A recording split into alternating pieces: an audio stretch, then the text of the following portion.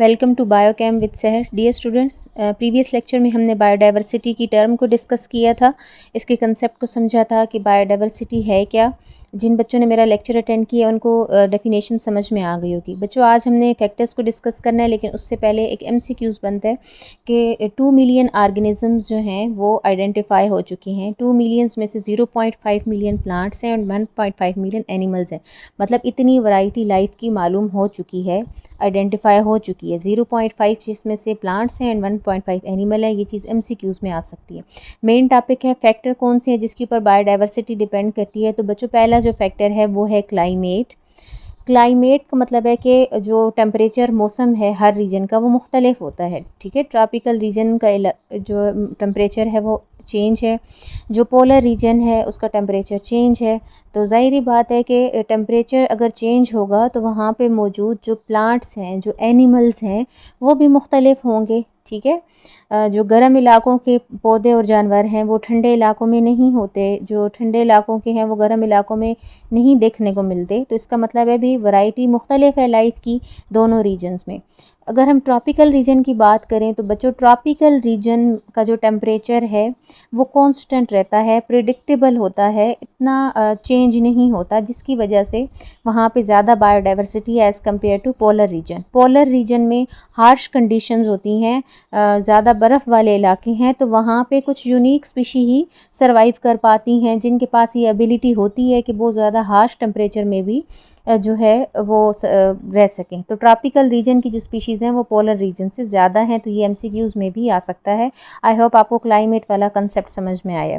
दूसरा जो फैक्टर है बच्चों वो है आल्टीट्यूड। आल्टीट्यूड मतलब हाइट, बुलंदी। जैसे पहाड़ी इलाके हैं तो हर 1000 किलोमीटर आल्टीट्यूड पे, ऊंचाई पे जो टेम्परेचर है वो 6.5 डिग्री तक कम हो जाता है। टेम्परेचर अगर कम होगा तो इसका मतलब है कि वहाँ पे लाइफ की वैरायटी भी कम है। ठीक है, वहाँ पे प्लांट्स कम हैं। तो प्लांट अगर कम है, जो मेन सोर्स ऑफ फूड है, जो मेन सोर्स ऑफ एनर्जी है, तो वहाँ पे एनिमल्स भी कम हैं। तो इससे हम ये अंदाज़ा लगाते हैं कि आल्टीट्यूड का फैक्टर भी डिटरमिन करता है बायोडाइवर्सिटी को। तो जब आल्टीट्यूड ज़्यादा होगी, बुलंदी ज़्यादा होगी, तो वहाँ पे जो बायोडाइवर्सिटी होगी वो लेस होगी। सही है, तो हम ये कह सकते हैं कि जो मैदानी इलाके हैं उनमें ज़्यादा दरख्त हैं, दरख्तों की इकसाम थोड़ी ज़्यादा हैं, तो उनको खाने वाले जानवर भी ज़्यादा हैं। और आल्टीट्यूड पे जो है बायोडाइवर्सिटी लेस है। ये चीज़ MCQs में भी आ सकती है कि बताएंगे बुलंदी पे बायोडाइवर्सिटी ज़्यादा होती है, कम होती है। तो ये जो शार्ट और लॉन्ग क्वेश्चन होते हैं बच्चों, इसमें जो जो चीज़ें MCQs में आ रही होती है ना, आ सकती हैं बोर्ड्स के पेपर में या किसी भी टेस्ट में, तो ये चीज़ें आप जहन में रखा करें। बच्चों, जो तीसरा फैक्टर है वो है सॉइल। मट्टी कैसी है, क्या वो फर्टाइल है, क्या वो ज़रखेज़ है, या वो ज़रखेज़ नहीं है, इनफर्टाइल है। अगर ज़मीन, मट्टी फर्टाइल है तो वहाँ पे पौधे ज़्यादा होंगे, वहाँ पे फसलें ज़्यादा होंगी।